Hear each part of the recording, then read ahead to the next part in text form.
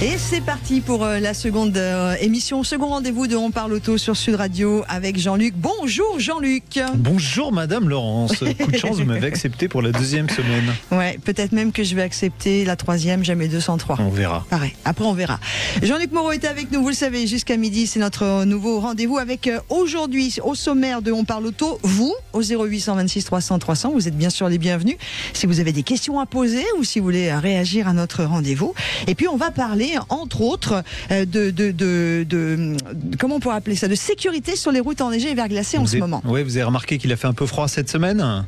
Donc les gens ont roulé sur des routes avec de la neige, avec du verglas. Alors j'ai entendu un petit peu partout, chacun y allait de son conseil. En général, ils étaient contradictoires. Je me suis dit, on va demander à quelqu'un qui sait, on va demander à Franck Lagorce, ex-pilote de Formule 1 qui fait 26 fois le trophée Andros, ce qu'il faut faire quand ça glisse sur la route. Et là, je pense qu'on aura des vrais bons conseils. Autre rendez-vous que l'on vous donne régulièrement le samedi dans On parle auto, c'est l'essai voiture. Et cette semaine, vous allez nous faire découvrir, Jean-Luc, la Hyundai Santa Fe. Hyundai Santa Fe qui est un gros SUV familial et un des deux seuls, il n'y en a que deux sur le marché, à être hybride. Est-ce que c'est réellement intéressant? Combien ça consomme? Est-ce que c'est vraiment familial? Eh bien, vous le saurez tout à l'heure. Autre sujet, ce sera bien sûr avant midi, un calculateur d'empreinte carbone. Oui, Quesaco. C'est les Suisses qui ont mis ça au point. Alors les Suisses ont l'avantage d'être neutres, donc ils ont fait un comparateur, ils ont 2000 voitures. Alors c'est des véhicules qui sont vendus en Suisse, mais on les a qui sont vendus en France également. Ça vous permet de savoir quelle est l'empreinte carbone d'une voiture que vous allez acheter. C'est pour les voitures neuves évidemment, et ça permet de comparer par exemple une Zoé avec une Clio. Alors laquelle des deux est la moins émissive sur toute sa durée de vie, c'est-à-dire depuis sa fabrication jusqu'à son recyclage? Pareil, il faudra nous écouter pour savoir. On va parler de tout ça, on va parler aussi de pneus, mais on va vous réserver une petite surprise. Savez-vous qu'il faut aussi regonfler ses pneus, même en plein hiver et surtout quand il fait froid? On parlera de questions pratiques avec vous. On parlera de quelle voiture choisir aussi avec vous. 0826 300 300. Nous vous attendons sur Sud Radio. C'est parti. Sud Radio, on parle auto. Sud Radio, 11h midi, on parle auto, Laurence Perrault, Jean-Luc Moreau. Allez, la question pratique, c'est Antoine que nous accueillons aujourd'hui. Bonjour Antoine. Bonjour oui, Antoine. Vous m'entendez? On vous entend très très bien. Vous appelez d'où? Bonjour Laurence, bonjour Jean-Luc, j'appelle de Toulouse. On vous écoute pour la question Antoine. Écoutez, merci de m'accueillir sur cette nouvelle émission. Je pense que tous les auditeurs sont ravis d'écouter Jean-Luc là pour tous ces bons conseils techniques et basiques aussi. C'est bien utile. Alors la question c'était en fait sur l'utilisation du diesel Excellium. Est-ce que vraiment le prix était justifié? Quand on regarde un peu, il prétend que ça peut réduire la consommation, la fiabilité, augmenter la fiabilité du moteur, réduire l'encrassement. Voilà, je voulais avoir l'avis de Jean-Luc sur ça. C'est vrai que c'est une question qu'on va se poser à chaque fois qu'on va faire le plein de carburant. Alors déjà, tiens, pour resituer cette semaine au moment où il fait froid, c'est vrai que ces gazoles-là résistent un petit peu mieux au froid. Alors il y a en même temps des gazoles grand froid qui résistent jusqu'à moins 20 degrés, qui sont vendus principalement dans l'est de la France. Mais déjà, un gazole Excellium, il va un petit peu mieux résister au froid. Si vous êtes dans le nord avec des températures qui sont descendues à moins 12, moins 13 degrés et que vous avez de l'Excellium, ça démarrera un petit peu mieux le matin. D'accord. Alors la promesse alors on parle de l'Excellium, c'est Total l'Excellium, mais il n'y a pas que ça. Il y a Ultimate chez BP, il y avait Power chez Shell. Enfin bon, tous les grands pétroliers ont des carburants premium. Sur les diesels premium, la principale promesse, c'est vous allez baisser un peu la consommation, c'est vrai. Vous allez surtout éviter une partie de l'encrassement du moteur, et ça, c'est vrai également. Puisqu'il y a des additifs, vous avez des additifs détergents, vous avez des modificateurs de friction, vous avez des anticorrosions, c'est des carburants qui sont très additivés, qu'on ne retrouve pas, par exemple, dans les grandes surfaces. Pourquoi? Parce que, vous allez me dire, c'est les pétroliers qui fournissent les carburants en grande surface, c'est pas les grandes surfaces qui les fabriquent. Mais la différence, c'est que tous ces additifs qui font le carburant, une partie du carburant premium, sont ajoutés au moment où le camion va partir à la station-service Total, la station-service BP, etc., etc. Donc les grandes surfaces ne bénéficient pas de ces carburants premium. Alors au-delà de ça, on peut se poser une autre question quand même. C'est-à-dire, pourquoi c'est plus cher? Ça veut dire, est-ce que c'est un vrai bon carburant supérieur aux autres? Ou est-ce que c'est quelque part du marketing? C'est un vrai bon carburant supérieur aux autres, et Pourquoi est-ce qu'il a été développé par les pétroliers? Alors là, c'est là que le marketing chez les pétroliers sont très forts. Parce qu'en fait, en 2005, la réglementation a obligé les pétroliers à fabriquer du diesel sans soufre. Donc, il y a une opération complexe. Et ils se sont rendus compte que, avec cette opération complexe qui permettait de désoufrer le gasoil, on augmentait ce qu'on appelle le taux de cétane. Alors c'est un petit peu technique, le taux de cétane, il varie de 0 à 100. Le taux de cétane, en fait, c'est la facilité du carburant à s'auto-enflammer. Plus il est élevé, plus il va s'auto-enflammer facilement. Vous savez que sur un diesel, c'est la compression. En fait, il n'y a pas d'allumage avec une bougie comme sur un moteur à essence. C'est la compression qui va faire s'enflammer le carburant. Donc plus on a un carburant avec un taux de cétane élevé, mieux la combustion se fera, donc c'est un meilleur carburant. La réglementation impose 51 en taux de cétane, et ils se sont rendus compte que quand ils désoufraient à la fin de toute l'opération, ils avaient 60 de cétane. Ils se sont dit merde, ouais, pardon. Hein. On parle vrai sur Sud Radio. Ils se sont dit zut, on va vendre au même prix un carburant qui est beaucoup mieux et qui nous coûte plus cher à fabriquer. Et c'est là qu'ils ont eu l'idée de dire mais bien sûr, on va vendre un carburant plus cher parce qu'il est meilleur. Mais en fait, c'est la réglementation qui les obligeait à faire un carburant meilleur. Mais est-ce qu'il est meilleur aussi pour la santé du moteur, vraiment ou pas? Parce que c'est marketing, oui, c'est ça. Hein, il est un peu meilleur. Enfin, il est meilleur pour la santé du moteur. On ne va pas chipoter. Il est meilleur pour la santé du moteur. Là où ça peut être discutable, c'est qu'on dit qu'effectivement, vous allez consommer un tout petit peu moins, mais les moteurs ne sont pas optimisés pour profiter de ces très bons carburants. Donc, c'est un peu dommage. C'est comme donner de la confiture au cochon. D'accord, oui, j'aime bien ça. Merci beaucoup Antoine d'être intervenu. Merci d'être avec nous ce matin. Merci beaucoup pour la réponse détaillée et j'espère que l'émission va perdurer parce que c'est très intéressant tout ça. En tout cas, elle vient de commencer donc pour l'instant. Ouais, ils vont pas me virer tout de suite Antoine. En plus, je suis attaché au fauteuil. Alors donc. Allez, on vous embrasse Antoine. Je vous souhaite un très très bon week-end. À suivre dans quelques instants. Ce sera juste après la première pause de On parle auto sur Sud Radio. Nous allons bien sûr évoquer la sécurité routière et comment bien conduire sur des routes enneigées et verglacées avec un invité de marque, France Lagorce, ex-pilote de F1 entre autres, mais aussi spécialiste du trophée Andros. Et puis on parlera, je vous le rappelle, de l'essai de la semaine avec vous Jean-Luc, puisque vous nous amenez à la découverte de la Hyundai Santa Fe. Vous nous rejoignez, vous êtes nombreux également sur Facebook et en direct à la radio 0826 300 300. Et vous l'avez constaté, cette semaine a été particulièrement difficile sur les routes de France, avec des départements qui étaient en vigilance orange et rouge, bien sûr, avec le verglas et la neige. Juste un petit communiqué informatif avec Mondial Assistance, qui a vu ses interventions et ses appels multipliés par 50% de plus sur cette période très compliquée. Vous avez vu d'ailleurs ces images du côté de la Bretagne et autres régions où ça glissait très très fort. Et c'est pour cela que nous avons eu, Jean-Luc, envie aujourd'hui de parler de conduite à adopter sur des routes verglacées ou enneigées. Alors chaque média cette semaine y est allé de son petit couplet sur qu'est-ce qu'il faut faire quand ça glisse, qu'est-ce qu'il faut faire sur la neige. J'ai un peu entendu tout et n'importe quoi, je me suis dit bon allez. Alors, moi, j'avais ma petite idée, mais je me suis dit, on va quand même faire appel à un vrai professionnel. Donc, on a avec nous Franck Lagorce. Franck Lagorce, ex-pilote de Formule 1. Il a fait 10 fois les 24 heures du Mans. Il a surtout fait, pour le sujet qui nous intéresse aujourd'hui, 26 fois le trophée Andros. Donc, il sait ce que c'est que de rouler quand ça glisse. Bonjour, Franck. Bonjour à tous. Bonjour Franck. Bon, vous avez de la chance, vous êtes dans une région où il n'y a pas eu de neige, pas eu de verglas cette semaine. Mais pour tous ceux qui vont encore être confrontés à ces situations difficiles, alors il faut faire quoi? Commençons par la neige, tiens, c'est le moins compliqué. Sur la neige, quelle conduite adopter?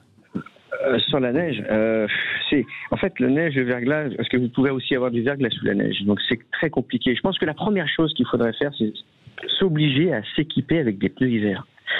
C'est des jantes, des pneus hiver que l'on peut adapter. Maintenant, en plus, il y a certains manufacturiers qui font des pneus 4 toute saison. Vous pouvez donc faire jusqu'à 50 000 km. Et votre assureur sera content et votre malus aussi. Donc, je pense que... Et puis, quand vous emmenez vos enfants, parce que vous êtes bien équipés, ça passe par cette priorité. C'est quand même assez incroyable qu'en France, on n'oblige pas ce genre de choses. C'est obligatoire en Allemagne. On en reparlera en fin d'année, Franck, parce qu'il y a une loi, vous savez, qui s'appelle la loi montagne, qui va être adoptée au mois de novembre et qui obligera dans certaines régions à avoir des pneus hiver quand ça sera l'hiver. Enfin, ouais. Donc on multiplie par 2 l'adhérence avec un pneu hiver, il faut quand même le préciser. Mais pour ceux qui n'ont pas de pneus hiver, alors on a tous cette idée, on en parlait ce matin avec Laurence, de dire il faut conduire avec un œuf sous le pied. C'est vrai ou pas? Oui, alors c'est vrai, sur les freins et c'est vrai sur l'accélérateur. Déjà, la première chose, que ce soit sur la neige, le givre, c'est de garder ses distances. Il faut absolument garder ses distances, ne pas être pressé, parce que quand on freine, c'est un œuf, c'est même une boîte sur les freins, parce que si on tape dans l'ABS, comme on dit dans le jargon, c'est-à-dire que si on rentre fort et faire vibrer la pédale de frein, et automatiquement, on est dépendant complètement du poids de la voiture, de l'adhérence, et là, eh bien, on s'arrête quand on s'arrêtera. D'accord, donc surtout pas se jeter sur les freins. Et c'est là d'ailleurs, Franck et Jean-Luc, que nous avons vu ces camions complètement dans les fossés ou ces voitures partir. C'est ce qui se passe quand on est sur les freins. Exactement, parce qu'on n'a plus aucun contrôle. Alors que si on appuie au début de la pédale, eh bien, on appuie légèrement, on va avoir plus d'efficacité de freinage pour arrêter la voiture, mais on aura plus le contrôle avec une certaine sensibilité avec son pied. On appelle ça la proprioception, mais surtout, on va pouvoir, je dirais, mieux gérer le freinage. Et puis bien sûr l'accélérateur. Toutes les voitures aujourd'hui sont équipées de SP et d'anti-patinage. Donc il faut surtout pas le déconnecter. Parce que si vous perdez la motricité de votre roue parce que vous déconnectez ça, eh bien vous restez sur place, vous patinez. Dernière chose très importante, quand vous avez une légère côte, eh bien c'est pas facile à dire, mais essayez de vous organiser pour rouler tout doucement, mais surtout ne jamais vous arrêter. Oui, c'est vrai que c'est pas facile à faire. Et quand c'est une descente, parce que c'est presque les descentes qui font le plus peur quand c'est verglacé ou que ça glisse. Alors quand c'est une descente, écoutez, il faut essayer de rester déjà dans les traces où les autres voitures sont passées. Ça, c'est aussi dans le bon en descente qu'en montée.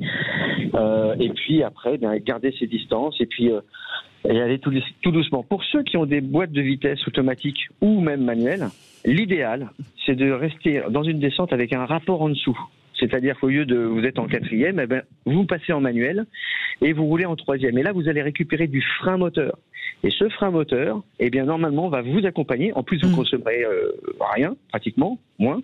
Mais surtout, ça va vous donner du frein moteur. Et donc là, ça va vous aider aussi sur le freinage. Ça, c'est très important, le frein moteur. J'ai une question à poser concernant le poids de la voiture. Est-ce que j'ai la même conduite, tous les conseils que vous nous avez donnés, si j'ai par exemple une petite Twingo ou une Clio, ou si j'ai un gros SUV aujourd'hui? C'est pareil. C'est pareil, c'est-à-dire que si vous rentrez dans l'ABS avec un gros SUV qui est beaucoup plus lourd, automatiquement vous allez mettre beaucoup plus de temps à vous arrêter, alors qu'avec une Twingo qui a un freinage moins efficace, moins dur, eh bien effectivement, même si c'est moins lourd, vous aurez moins d'efficacité parce que les freins, les pneus sont moins larges et ainsi de suite. Franck, on n'a pas parlé des virages. C'est un conseil pour tout le monde, pardon. On n'a pas parlé des virages, on est d'accord, on ne freine pas quand on est dans la courbe, on décélère bien avant la courbe, mais si dans le virage, par exemple, j'ai l'avant de ma voiture qui part, c'est les roues avant qui glissent, qu'est-ce que je fais? Ça s'appelle des sous-virages, dans le sport automobile, dans le jargon du sport automobile, le sous-virage. Le sur-virage, c'est l'arrière, mais le sous-virage, toutes les voitures sont fabriquées aujourd'hui pour sous-virer, pour glisser de l'avant. Pourquoi ? Parce que les airbags sont surtout devant dans les voitures depuis des années et surtout elles sont construites pour absorber les chocs devant. Donc ça c'est très important, c'est-à-dire qu'aujourd'hui si vous voyez que vous partez en luge, ça sert à rien de tirer le frein à main, vous avez beaucoup plus non mais il y en a qui ont essayé, ils ont eu des problèmes. Mais tout ça pour dire que si vous tirez le frein à main pour faire glisser la voiture de l'arrière, ça sert à rien, vous allez taper dans des endroits qui sont pas faits pour absorber forcément les chocs. D'accord. Donc il faut justement, si on voit c'est déjà que les roues avant tournent pas, il faut pas essayer de surbraquer, ça sert à rien, on est d'accord. Ça sert à rien de rappuyer sur les freins, autant essayer de se cramponner au volant et puis d'attendre, je dirais, ralentir légèrement. Là, c'est trop tard. On est d'accord, si l'avant commence à glisser, on ralentit légèrement mais sans sauter sur les freins. Non, les rapports, Jean-Luc. Il faut absolument faire en sorte de descendre les rapports parce que ce frein moteur, c'est celui qui va vous accompagner le plus. Et c'est pour ça que sur Facebook, là, il y a beaucoup de réactions, des gens qui disent, vous voyez, comme quoi ça veut dire que la boîte manuelle est mieux que la boîte auto. Il y a ce genre de réaction. Et un autre conseil, on nous dit, regardez toujours là où vous voulez aller. Alors, excusez-moi si je peux me permettre, mais sur une boîte auto aujourd'hui, vous avez la capacité de passer en manuel. Oui, tout à fait. Et ça, vous avez le même exercice. Et croyez-moi, c'est vraiment le B à bas dans une descente, c'est de pouvoir se ralentir avec le frein moteur. Et si les roues arrière ont tendance à glisser avec une traction avant, là, faut surtout pas freiner, sinon c'est le tête à queue. Donc il faut quoi? Il faut réaccélérer légèrement. Ouais, ça c'est assez rare par contre, parce qu'en général, quand vous avez une traction, donc les roues avant qui motrissent, qui vous tractent, d'accord, puisqu'une propulsion, c'est les roues arrière qui propulsent. Et ben là, effectivement, sentir les roues arrière, ça veut dire que bon, il s'est passé quand même des choses avant. Mais en tout cas, merci beaucoup pour tous ces grands et beaux conseils où on vous a écouté, vous avez vu, mais alors il y avait un silence, on était tout à l'écoute totale, j'adore. Non, puis on est d'accord sur le verglas, Franck. Le verglas, il n'y a pas grand-chose à faire, il y a zéro adhérence. Juste, on essaye de ne pas prendre la route et on roule à 30 km/h maximum. Ouais, la distance, le frein moteur, bien attaché, bien équipé sa voiture. N'oubliez pas aussi que dans certaines régions en ce moment, le matin avant de vous lever, si votre voiture dort dehors, vous prenez les essuie-glaces, vous les mettez en l'air. Il ne faut pas que l'essuie-glace reste sur le pare-brise. D'accord. Et surtout, mettez pas d'eau chaude. Si vous avez un impact sur votre pare-brise, ça peut faire un choc thermique. C'est clair. Vous pouvez encore plus fissurer. Oui, mais c'est Franck, clair. Mais merci. C'est clair, mais les gens font. C'est clair, mais c'est fini, Franck. Eh bien, à demain. Avec plaisir. Et au bonheur de vous retrouver prochainement. Franck Lagorce, qui était avec nous, ex-pilote de Formule 1, 10 participations en 24 heures du Mans, 29 trophées Andro sur glace. Autant vous dire que nous avions affaire à un professionnel. Sud Radio, on parle auto et de sécurité. Avec Sécuritest, prenez rendez-vous en ligne pour votre contrôle technique dans un de nos 1000 centres sur securitest.fr. Et notre question auto maintenant nous permet d'accueillir Florent qui nous rejoint sur Sud Radio. Sud Radio, on parle auto. Bonjour Florent. Bonjour Laurence, bonjour Jean-Luc. Je suis très content de vous retrouver sur une vraie radio qui fait pas à la fois de la radio et de la télé. Vous ayant suivi pendant 20 ans là, et puis vous m'avez fait apprécier les voitures. Donc j'avais une question parce que j'ai investi récemment dans une voiture ancienne, une Triumph, et je voulais savoir quel type d'huile utiliser, s'il fallait mettre des huiles très visqueuses, 20W50 ou inférieures. Alors quelle voiture Florent? Triumph TR6. Triumph TR6. D'accord. Triumph TR6. Ben c'est bien, vous vous êtes fait plaisir. Bon, en ce moment, pour rouler avec la Triumph, c'est pas top. Hein. C'est pas réellement le temps adapté. Il faut surtout éviter, parce que les routes ont été salées et les vieilles voitures, la corrosion, ça risque d'être galopant. Alors, déjà, tiens, je vais commencer par la fin. Je vais vous dire, votre TR6, vous faites une vidange tous les combien dessus? Ah ben, je viens de la voir, donc elle va repasser à la révision dans 500 km pour refaire une révision complète. Donc je l'ai depuis une semaine. Ah bon, c'est tout récent. C'est tout récent. Petite historique, je le prends en même temps, voiture qui a été en 1969 jusqu'à 1976. Oui, qui est en fait une descendante de la TR4 qui est sortie avant. Ensuite, il y a eu la TR5 et puis ensuite, il y a eu la TR6 et les petits roadsters anglais. Non, mais c'est les petits roadsters anglais des années 50, 60, 70. Ouais, c'est vrai que ça a lancé une mode. C'est des voitures très plaisantes à rouler. Alors, dans votre cas, il faut, contrairement à ce que pensent les gens, on se dit souvent qui peut le plus, peut le moins. Donc j'ai une vieille voiture, je vais mettre une huile moderne dedans. Une huile moderne, elle est forcément mieux qu'une huile qui était adaptée aux voitures anciennes. Ça peut être catastrophique, ce raisonnement. Pourquoi ? Parce que ces voitures ont été conçues avec des mécaniques qui étaient faites pour avoir un certain grade d'huile. Vous me disiez à l'instant, est-ce que je peux mettre une 20W50 ? Alors, sur les véhicules très anciens, on va dire avant 1950, il faut des huiles monogrades. Pourquoi ? Parce que ces huiles monogrades ne sont pas détergentes. Et si vous avez un vieux moteur, il va y avoir plein de dépôts dedans. Ah, il y a Laurence qui lève le doigt. Oui. C'est quoi monograde ? Monograde, c'est une huile, on appelle... Alors, il y a deux types d'huiles dans ce qu'on appelle les grades des huiles. Il y a monograde et multigrade. Une huile monograde va être par exemple une SAE 30, une SAE 40, une SAE 50, qui est plus ou moins fluide à froid. Ça veut dire qu'avec une huile monograde, vous serez obligé de faire une vidange entre l'été et l'hiver. Donc tous les 6 mois, vous êtes obligé de faire une vidange. Parce qu'il faudra une huile plus fluide l'hiver pour pouvoir démarrer. Et quand vous allez passer à l'été, si vous avez une huile trop fluide, elle va être trop liquide quand le moteur va être bien chaud. Donc elle lubrifiera moins bien. Ensuite, il y a des huiles plus modernes qui sont apparues, qui sont ce qu'on appelle multigrades. Là, il y a 2 chiffres avec un W au milieu. On prenait l'exemple de 20W50. Donc c'est une huile qui est suffisamment fluide pour démarrer l'hiver et qui résistera bien à la chaleur l'été. Donc c'est une huile avec laquelle vous pouvez faire toute l'année sans avoir besoin de vidanger tous les 6 mois. Sur les moteurs très anciens, il faut conserver du monograde. Pourquoi ? Parce que c'est des huiles qui ne sont pas du tout détergentes. Si vous avez une huile détergente dans un vieux moteur, qui est très sale à l'intérieur, vous allez décoller toute cette saleté avec l'aspect détergent. Et là, vous allez boucher la crépine d'aspiration de la pompe à huile. Et qu'est-ce qui va se passer ? Votre moteur, à partir du moment où vous lui bouchez l'aspiration de l'huile, il n'a plus d'huile.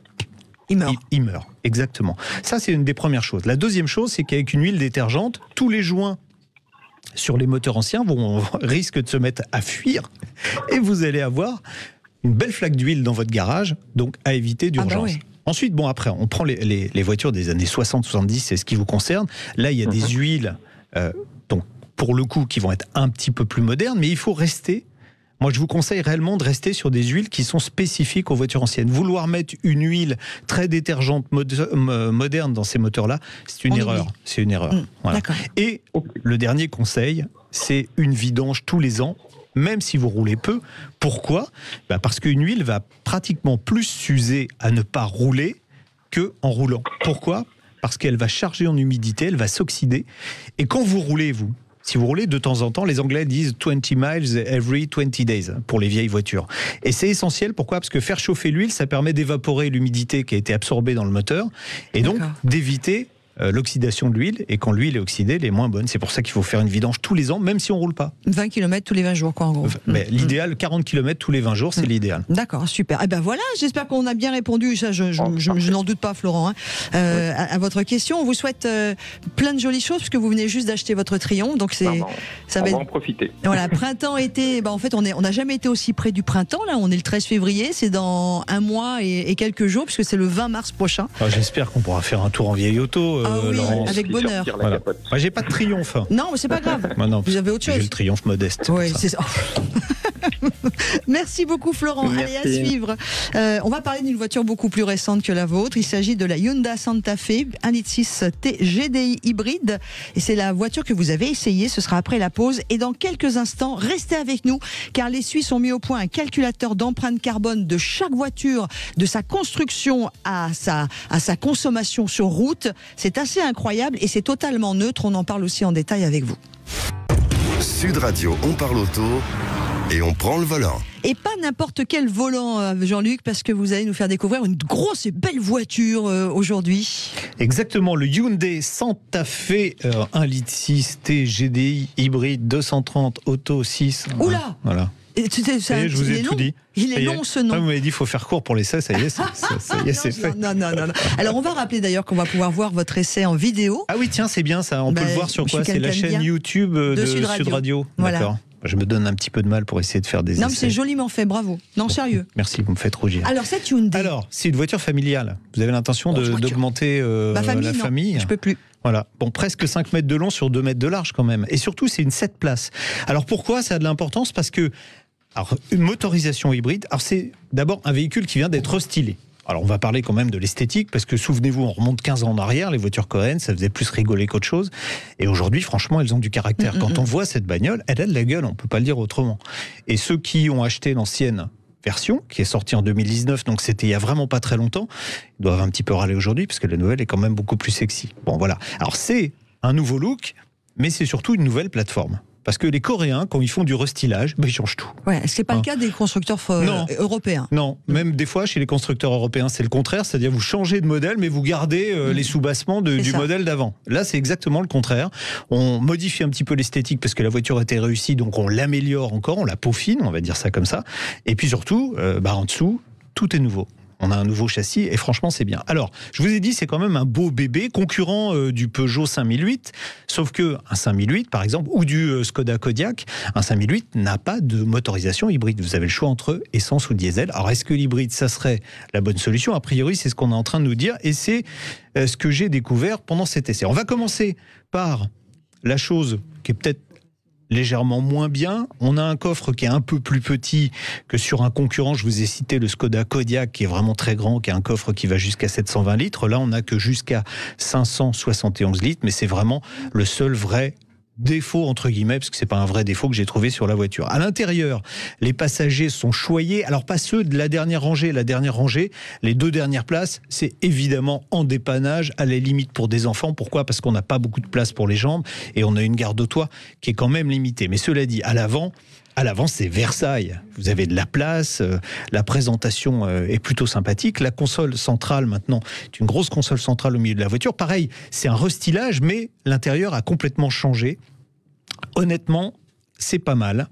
Surtout, il y a quelque chose qui me plaît sur ce Hyundai, c'est qu'ils vont à contre-pied de ce que font beaucoup de constructeurs automobiles aujourd'hui.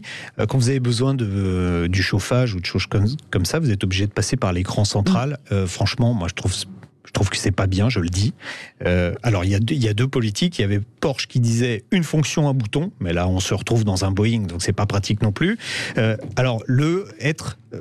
Faire la part des choses, comme l'a fait Hyundai sur ce modèle-là, c'est bien. C'est-à-dire qu'on a tout un tas de boutons sur la console centrale qui commandent le chauffage, tout ce qui est essentiel pour la conduite, et puis tout ce qui est infodivertissement dans l'écran central, qui est un grand écran central qui fait 10,25 pouces. Ça, c'est bien. Ça, c'est bien. On trouve ces marques assez facilement.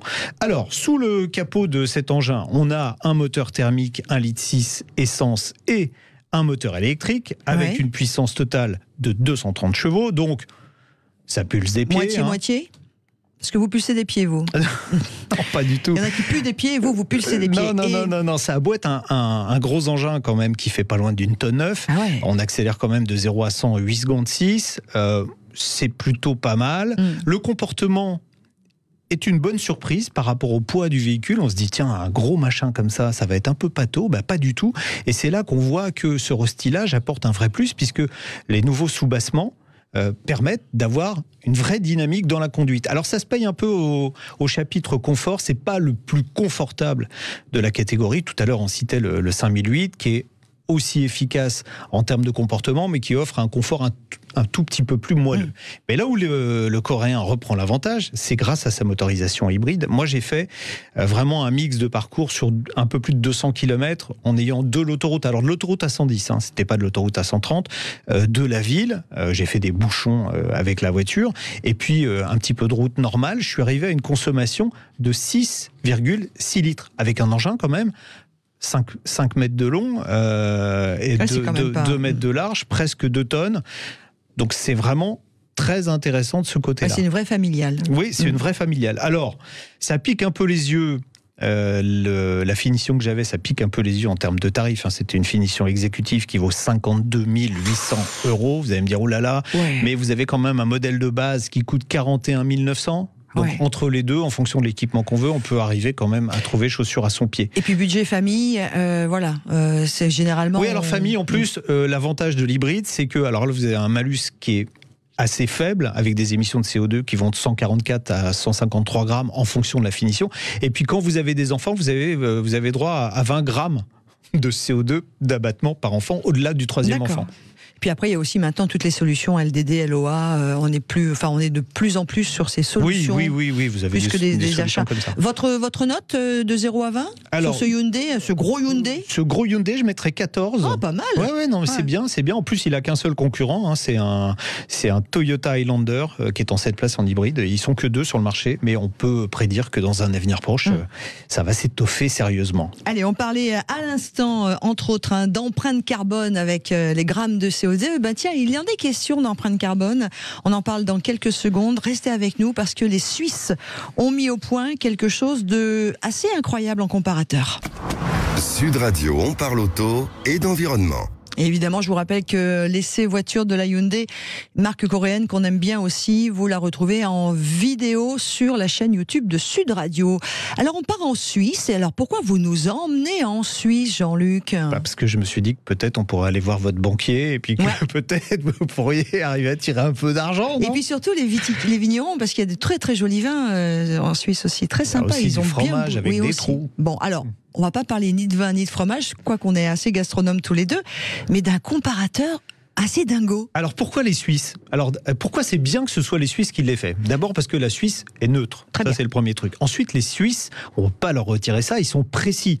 On va même dire quelque part qu'ils ont une précision horlogère, nos amis suisses. Horlogerie. Et puis ils n'ont pas de constructeur automobile. Donc il n'y a pas de lobbying qui pousse derrière pour dire le diesel c'est mieux, l'essence c'est mieux, l'électrique c'est mieux. Donc on part en fait sur un pied d'égalité et ça c'est bien. Et en fait le Touring Club suisse qui a mis en ligne ce calculateur d'empreinte carbone. Alors d'ailleurs, il prend en compte 2000 véhicules qui sont vendus sur le marché suisse, mais qui sont vendus évidemment chez nous. Donc 2000 véhicules, ça permet de trouver pratiquement, on va dire, 80% de ce qui est vendu en France, on peut le trouver sur ce comparateur. Je vais préciser tout de suite que c'est gratuit. Vous allez sur le site du Touring Club Suisse et puis Touring Club Suisse, voilà, TCS, et vous avez ce comparateur qui est disponible tout de suite. Ils ont travaillé avec un institut qui s'appelle Paul Scherrer, qui est un grand institut de recherche de sciences naturelles en Suisse. C'est eux qui ont fait les données qui servent à calculer cette empreinte carbone. L'empreinte carbone, elle est calculée comment ? Elle est calculée depuis la fabrication de la voiture. C'est-à-dire que même toutes les pièces métalliques de carrosserie, toutes les pièces... Ça va même plus loin que ça. L'extraction du minerai pour faire la carrosserie, l'extraction des minerais pour faire la batterie. Vous savez que pour les batteries électriques, le cobalt pose problème. Eh bien, on en tient compte et ça va. Ensuite, la consommation de carburant du véhicule et le recyclage de la voiture. Donc c'est vraiment sur toute la durée de vie du véhicule. Alors il y a un paramètre qui est important et sur lequel il faut être précis, c'est que les Suisses, par exemple, pour la fabrication de l'électricité, parce que sur un véhicule électrique, le carburant, c'est la fabrication de l'électricité, donc l'empreinte carbone du carburant, elle est pas la même d'un pays à l'autre. Les Suisses sont pas trop mauvais. En Allemagne, il y a des usines à charbon. Ils sont pas très bons. Ils sont pas très bons. Mais les Suisses achètent de l'électricité en Allemagne, donc ils ont en fait un bilan carbone de leur électricité qui est moitié moins bon que celui français. De toute façon, les deux pays les meilleurs en Europe en termes de production électrique et de bilan carbone sur la production électrique, c'est en premier la Suède, qui est vraiment, je crois qu'ils sont à 20 grammes, et la France, on doit être aux alentours de 50 grammes. Ça veut dire que nous, 50 les grammes Français, équivalent par kilo. On est un bon élève. On est un bon élève, on est un très bon élève. Alors qu'on nous tape dessus tout le temps. On est un très bon élève. Alors ce qui a été retenu pour ce comparateur, c'est qu'on prend un kilométrage de 200 000 km pour la durée de vie du véhicule. Bon, c'est un kilométrage moyen. Et là, ça permet de comparer. Alors j'ai fait un petit tableau, Laurence, on va comparer, tiens, pour commencer, une Renault Zoé avec le moteur R110 et une Renault Clio avec le moteur TCE 90. Donc deux véhicules qui sont équivalents. Alors on voit bien ce que racontent les détracteurs du véhicule électrique. Effectivement, au moment de la fabrication, on est à 17,1 tonnes d'équivalent CO2 pour le modèle électrique, alors qu'on n'est qu'à 11,5 tonnes pour le modèle thermique. Donc là, il y a un gros désavantage, c'est la batterie en particulier, qui va polluer, on va dire ça comme ça, qui va polluer plus au moment de la fabrication. À l'inverse, quand on arrive à 100 000 km. Alors à 100 000 km, ça a déjà rééquilibré. On est à 23 tonnes pour la Zoé et on est à 31 tonnes pour la Clio. Et en fin de cycle de vie, on est à 48,8 tonnes d'équivalent CO2 pour la Clio et on est à 28,6 tonnes d'équivalent CO2 pour la Zoé. Donc on voit bien qu'elle est meilleure. Vous allez me dire, mais ça c'est en Suisse. Et en France, c'est comment ? Alors en France, on est à 26 tonnes, puisque je vous ai dit, on est meilleur que les Suisses. Voilà. Et alors j'en entends certains qui vont dire, ouais, mais en Pologne, ils en sont où ? Alors en Pologne, en Pologne, c'est l'électricité la plus sale d'Europe. En Pologne, on est à 54,6 tonnes. Donc on est moins bon effectivement que le véhicule thermique en Pologne, mais il y a peu de pays en Europe où on est aussi mauvais que ça. En tout cas, ça a le mérite, puisque on arrive à la fin de ce rendez-vous, Jean-Luc, d'être le premier véritable comparateur extrêmement honnête et objectif. Ils sont totalement objectifs. Voilà, sur le poids carbone de chacun de nos véhicules. Donc on peut y aller par envie personnelle, juste curiosité, ou si vous voulez choisir... mettre fin à des idées reçues. Par exemple, on ne va pas rentrer dans le détail des chiffres, mais un véhicule hybride sera meilleur qu'un véhicule diesel sur la durée de vie. Sur la durée de vie, voilà, c'est ça. Après, chacun fera son propre choix. Une Toyota Corolla hybride, 45 tonnes, alors qu'une Peugeot 308 Blue HDI de puissance équivalente, c'est 53 tonnes. Et ce qui est bien, c'est que chacun va être libre de son choix en connaissance de cause. Et ça, c'est important, parce qu'il ne faut pas non plus nous enlever toute notre liberté. Allez, tout de suite, une dernière pause. Merci, parce que ça, c'est bien. On le trouve où, le comparateur sur Internet ? Le Touring Club Suisse. Voilà, Touring Club Suisse. On a tout dit. Allez, Sud Radio, on parle auto. Dans quelques instants, on va parler pneus, mais on va parler bien. On va parler de regonfler ses pneus, même en plein hiver. Vous allez comprendre pourquoi, c'est assez incroyable. Et puis ensuite, quelle auto choisir ? C'est votre rendez-vous. Vous nous rejoignez, vous posez vos questions 0826 300 300 à notre ami Jean-Luc Moreau.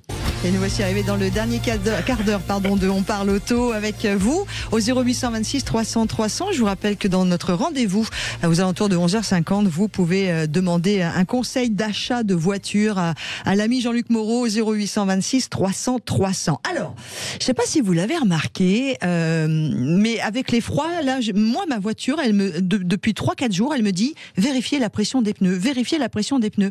Alors que je l'ai fait il n'y a pas si longtemps que ça. C'est quoi cette histoire de pneus sous-gonflés ? On en parle en plein hiver avec Dominique Stempfel, président du syndicat des professionnels du pneu. Bonjour Dominique. Bonjour Dominique. Bonjour Laurence, bonjour Jean-Luc. Oui, Dominique, c'est vrai qu'on est en train de constater, Laurence le sait, quand il fait froid, les choses se rétractent. Ah oui, et on parle bien de pneus là. Oui, on parle de pneus. Non mais on parle de l'air. Tout le monde sait que l'air se dilate quand on le chauffe. Et c'est l'inverse, Dominique, quand il fait froid. On oublie effectivement que l'air se rétracte quand il fait froid. Et la conséquence, c'est que la pression diminue dans les pneus. Lorsque on gonfle ces pneus, alors je suppose que c'est ce que Laurence a fait il y a quelque temps, alors que la température était relativement clémente, aux alentours de 20 degrés, et qu'on se retrouve aujourd'hui dans des températures de l'ordre de 0, voire de moins 10 degrés. En fait, le pneumatique a perdu une partie importante de sa pression. En fait, c'est grosso modo 0,1 bar par 10 degrés d'écart. Donc ça veut dire, Laurence, que vous avez perdu 0,3 bar. Et à cette perte, il faut ajouter la perte naturelle liée aux micro-fissures du pneumatique et aux micro-fuites de la valve. Oui, parce que contrairement à ce qu'on croit, un pneu, c'est pas complètement étanche. L'air s'en échappe en permanence. Oui, donc c'est pour ça qu'il faut vérifier les pressions de manière très très régulière, et a fortiori en hiver, puisque s'ajoute à la perte de pression naturelle une perte de pression qui est liée à la température. Donc, quand il fait froid, ce qu'il faut retenir, c'est que quand il fait très froid, il faut regonfler ses pneus. Mais à quel moment? C'est dès que ça a chuté ou dès que je sais que ça va chuter? Alors, on peut conseiller d'anticiper et de regonfler un petit peu, de surgonfler légèrement ces pneus quand il y a des annonces de baisse de température de l'ordre de 0,2 bar. C'est une sage précaution. Et puis effectivement, quand l'air a chuté, si la température a chuté et si on n'a pas anticipé, on peut effectivement regonfler, passer à la station pour regonfler ses pneus. Alors, est-ce qu'on peut être tranquille quand on a un système de mesure, comme c'est obligatoire aujourd'hui, mesure de la pression sur les véhicules au tableau de bord? Bon, Laurence, ça s'est affiché, on lui disant voilà, il n'y a pas assez de pression. Moi, ça me l'a fait sur le Hyundai en début de semaine également. Mais est-ce que si ça s'affiche pas, on est tranquille quand même? Alors non, on n'est pas tranquille parce qu'en fait, dans les systèmes de surveillance de pression, il y a deux technologies. Une technologie directe qui est basée sur des capteurs électroniques et là qui donne une information réelle, et puis une technologie qui est moins coûteuse et qui procède par comparaison entre les 4 pneus du véhicule. Donc s'il y a un pneu qui perd de la pression, la comparaison va signaler l'information, mais en fait, si tous les pneumatiques perdent la même pression dans le même temps, ce qui peut être le cas en hiver, la comparaison ne va pas fonctionner et il n'y aura pas d'information. Donc en fait, même si on dispose d'un système de surveillance de pression, la sage précaution, c'est de passer à la station et de refaire une mise à niveau de la pression. Et puis j'ajoute qu'il ne faut pas oublier la roue de secours. Ah oui, bien vu. Et Dominique Semfel, je rappelle, un président du syndicat des professionnels du pneu, il y a plein de voitures qui n'ont pas, il y a encore beaucoup de voitures d'occasion qui n'ont pas. Oui, des voitures anciennes qui n'ont pas le système, effectivement. Voilà, même des voitures à 10 ans ou 15 ans, elles l'ont pas. Voiture neuve, pneus neufs, ça n'empêche pas qu'il faut faire attention, même quand les températures descendent, dégringolent comme ce qu'on vit en ce moment? Il n'y a aucune exception, y compris voiture neuve et pneus neufs. Voilà, on va être gonflé pour le reste de la journée. Moi, j'ai vérifié ce matin, il manquait 500 grammes dans un de mes pneus quand même. C'est énorme. Oui, c'est énorme. Oui, parce qu'on rappelle, ça c'est important, Dominique et toi Jean-Luc, et vous Jean-Luc, pardon, que quand on roule sous-gonflé, que ce soit en été, en hiver, on a de véritables risques et d'accidents et d'éclatement de pneus, etc. Si c'est très sous-gonflé, oui, si vous manque 1 kilogramme dans un pneu et que vous prenez l'autoroute, le pneu va se déformer plus, puisqu'il est sous-gonflé et il va s'échauffer. Et à l'inverse, là, il va monter en température. Bon, c'est rare qu'on éclate l'hiver, mais ça peut arriver. Oui. Par contre, on consomme plus quand on a un pneu sous-gonflé. Alors, on consomme plus également. On consomme plus, on abîme le pneumatique, on perd des capacités de tenue de route et de freinage. Donc, le pneumatique, c'est la matière première du pneu, en fait. Eh ben super, on a fait le tour, génial. Voilà. Merci de tous ces conseils. On va tout de suite retourner gonfler nos pneus. Merci Dominique. Merci beaucoup. Merci Dominique Semfel, président du syndicat des professionnels du pneu, d'avoir répondu à toutes nos questions. Vous savez que vous pouvez aussi réagir sur la page Facebook de Sud Radio. On a Stéphane qui nous dit qu'il faut gonfler à l'azote. Alors on peut gonfler, on fera un sujet, on en parlera de l'azote. Le problème de l'azote, le principal problème de l'azote, c'est que pour bien gonfler à l'azote, il faut gonfler très fort son pneumatique et le dégonfler ensuite.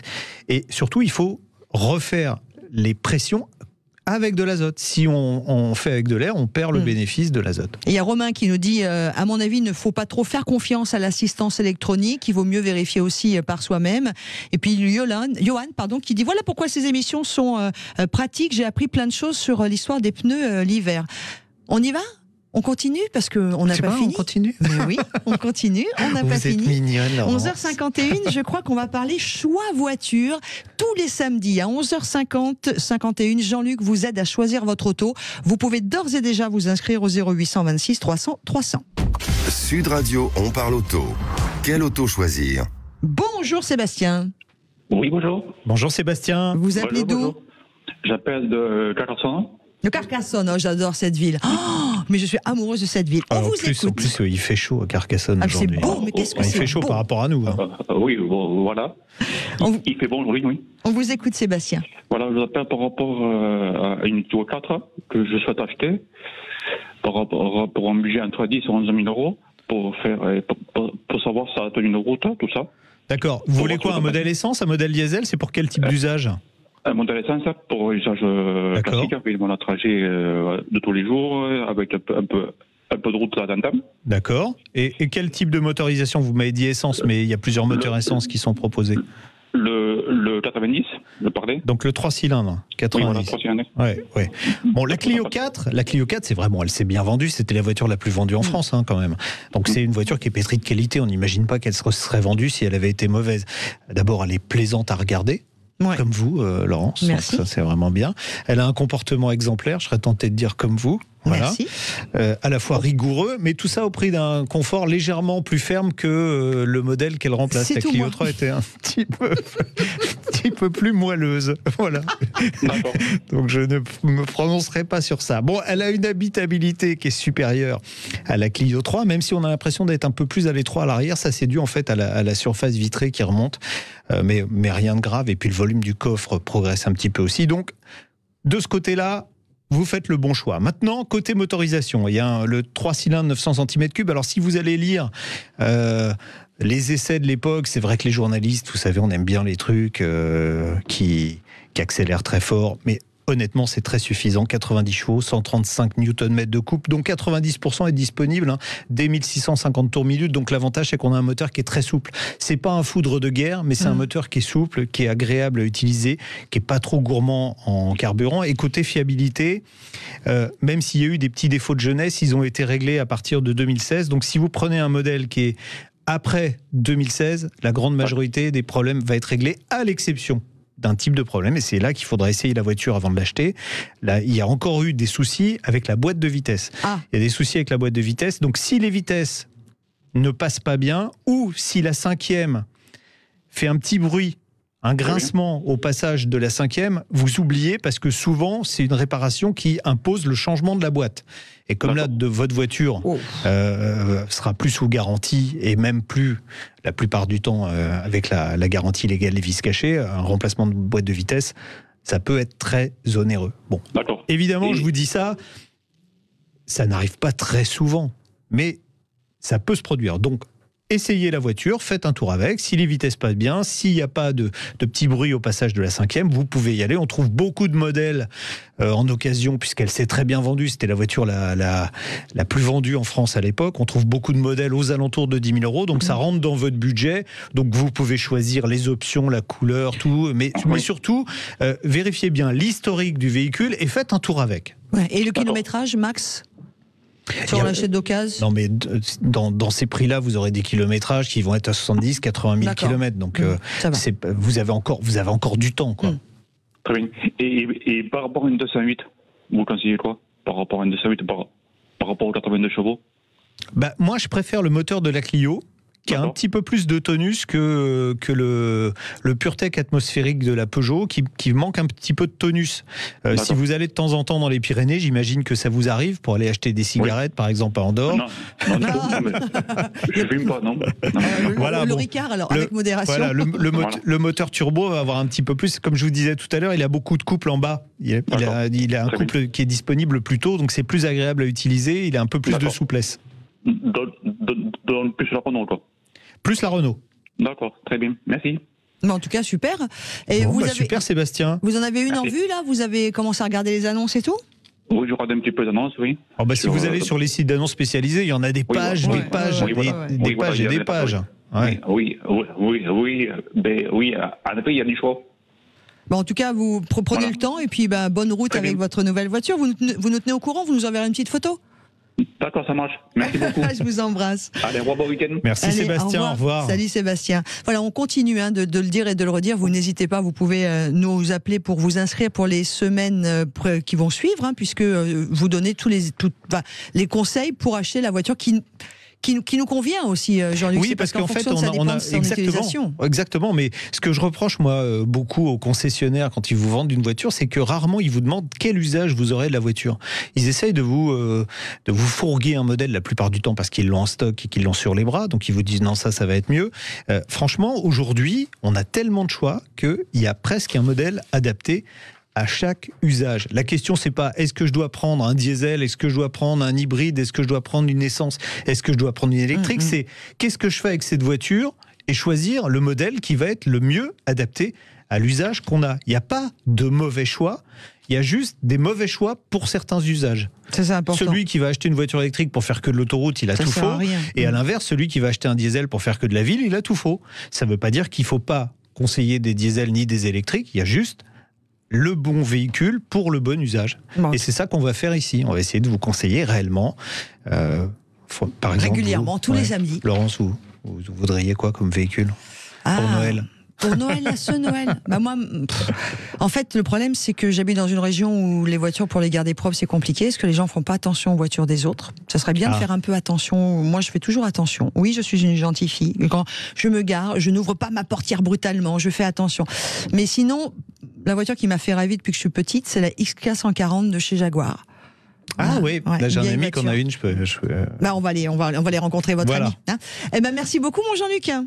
Eh bien, à la semaine prochaine. Vous m'acceptez la semaine prochaine, avec Laurence ? Avec plaisir aussi, toujours. Bon, bah, super. Et puis je crois que je suis pas la seule, parce que vous êtes nombreux à nous suivre également. Vous n'hésitez pas, vous nous appelez. Donc on peut regarder l'émission sur le site de Sud Radio. On peut l'avoir en podcast audio. Je vais tout dire si tu le veux bien. On y va là. Hop, sur le site YouTube Sud Radio et sur la page Facebook de Sud Radio également. Vous nous rejoignez régulièrement. Bisous, à samedi prochain. La semaine prochaine. Allez, à suivre. Ça roule avec Pierre Chasseret et on va parler de ces villes, entre autres, qui passent à 30 km/h. Vous êtes contre, 0826 300 300.